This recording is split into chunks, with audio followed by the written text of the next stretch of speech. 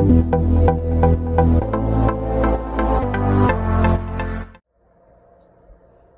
everybody, this is our first video. We are now in Mill River Resort in Western PEI. Strolling around the campsite here right now. It's really, really nice here. And the staff are extremely accommodating. Feels like you're at a hotel even though you're at a campground, if that sort of makes any sense. I'm gonna take some video over the next couple of days that we're here and put it together into a video so that we can share it with all of you guys and show you what this campground has to offer. Today we are going to North Point, something north. We're going to like the opposite end of the island. Anyway, the point in the island. And we're going to do some exploring up there and see what they have to offer. So I'll take some video and some footage of that as well. And we'll see how we get along. So this man here decided that we, with 4 small children, are going to go to the Canadian Potato Museum in O'Leary, Prince Edward Island today. So I'm trying to keep a positive attitude because I feel like this is just going to be meltdown after meltdown after meltdown.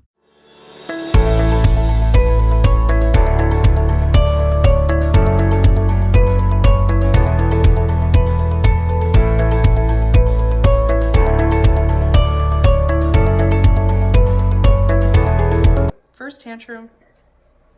Garza.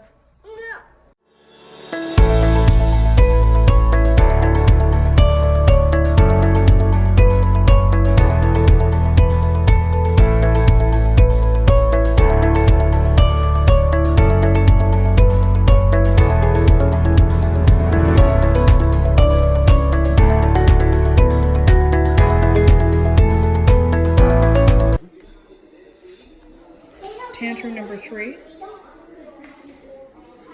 Carson, can we go?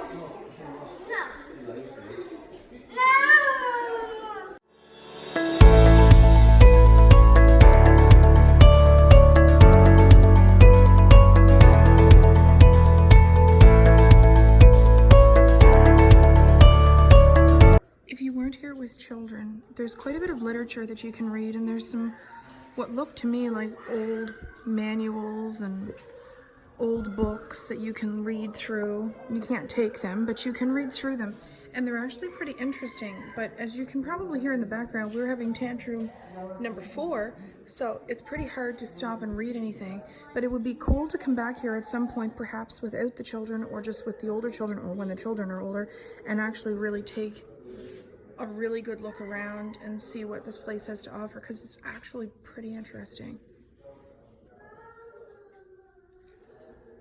And it was not expensive to get in, so it's $10 for adults.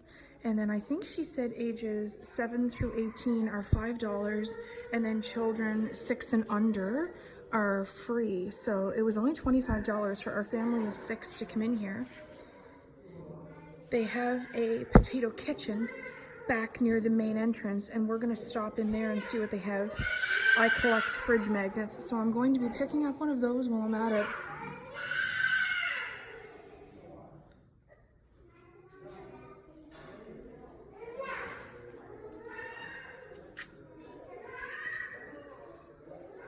See, there's all kinds of neat little things.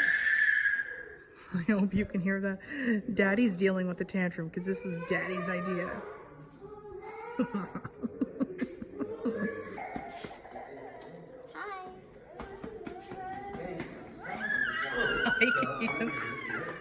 Hi. So, as you can tell, Daddy looks really, really pleased with the decision that he's made.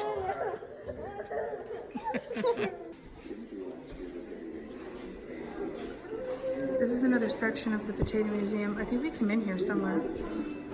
There's all kinds of different information about potatoes, things that are wrong with potatoes, which doesn't sound that interesting, but it is actually.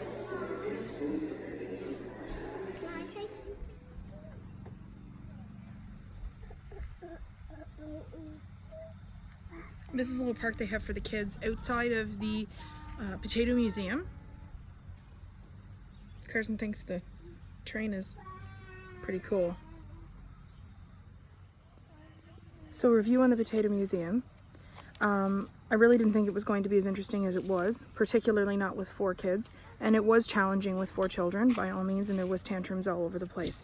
As I said in the video earlier, it would be really interesting to come and be able to spend the time reading the literature that's available and taking a look at some of the things that they have in greater detail, but it's almost impossible to do when you're chasing small children around the museum and there's tantrum after tantrum. So we will definitely come back, definitely, but we will not be back with 4 teeny tiny children. We'll wait till they're a little bit older, or we'll come up ourselves.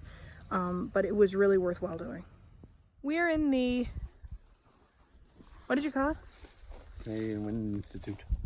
Canadian Wind Institute. The North Cape. What are those things called again, Chris? Oh my God, Carson's Windmills. My God. Anyway, we saw some over on West Cape as well, but the North Cape had the interactive or interpretive center. So we stopped by here to have a look and see what it is that they had to offer. We weren't too sure whether they were going to have a whole lot for the children or if they would be kind of bored, much the same as they were at the Potato Museum. However, they really seemed to be taking a bit more interest in the windmills than they did in the Potato Museum for sure. So we went into the interpretive center, which I really wasn't like super duper impressed by, to be completely honest. Although in all fairness, I really didn't take any time to read any of the literature and stuff that was written on the walls. I chased my 4 children around. So if you actually had time to stop and take a look to see what it is that you had on the walls or what was written on the walls, and some of the displays that they had up, it might actually be interesting. It wasn't expensive. All 6 of us went in for $10. I think it wasn't expensive at all. So then we decided to come out to the left-hand side of the interpretive center was a thing called the Black Marsh Walking Trail, Nature Trail, which takes you up.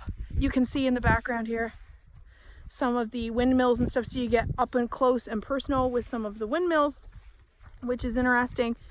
And Chris gets his exercise for the day. Say hi, Chris. Hi. My God, he's a friendly old fella, isn't he?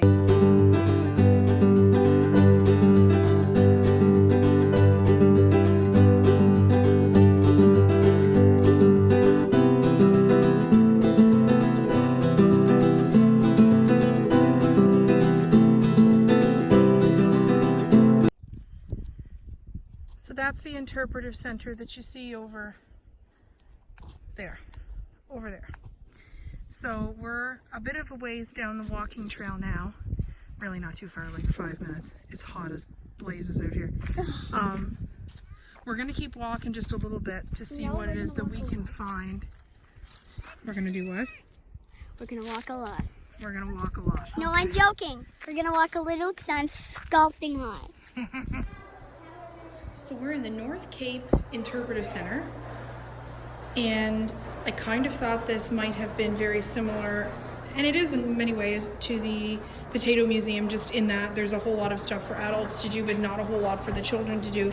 But they have an awful lot of stuff that's interactive, so even though they have no idea what they're doing, as you can see, they're pushing buttons, and it's fun for them, and they're having a blast. So this is a win for us. Say hi. Hi. Hi. So you can see on the walls that there's tons of writing and stuff, and all of the information is about sources of energy and the environment.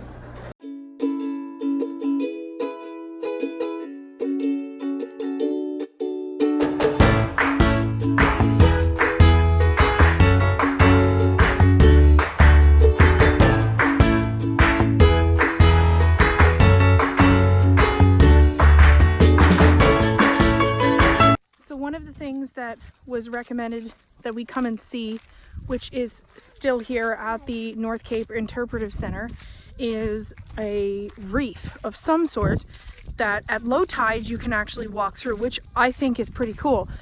We're gonna go and hunt that down here now and see what it is that we can see. So if you look right there, that's the reef. So we're about an hour and a half away from low tide.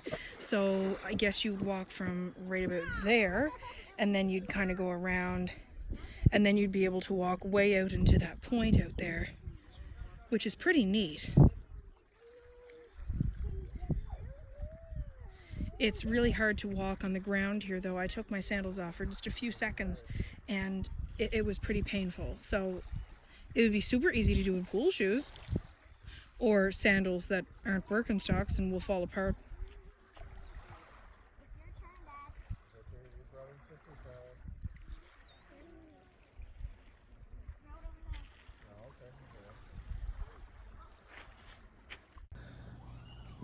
So one of the biggest hits for the Mill River Resort for us was that they have what they call an aquaplex, which I'd never seen before because we've never been here before. I did see pictures on their website, so it was a bit intriguing.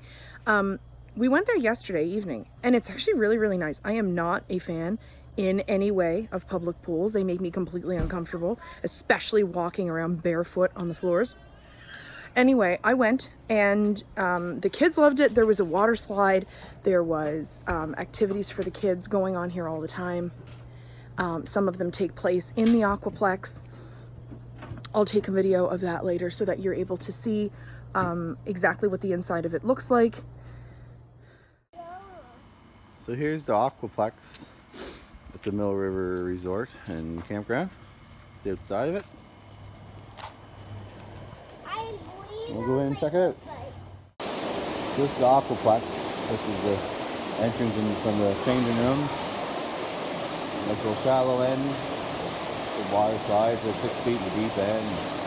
Hot tub and sauna. Nice and warm. Girls really had a good time here.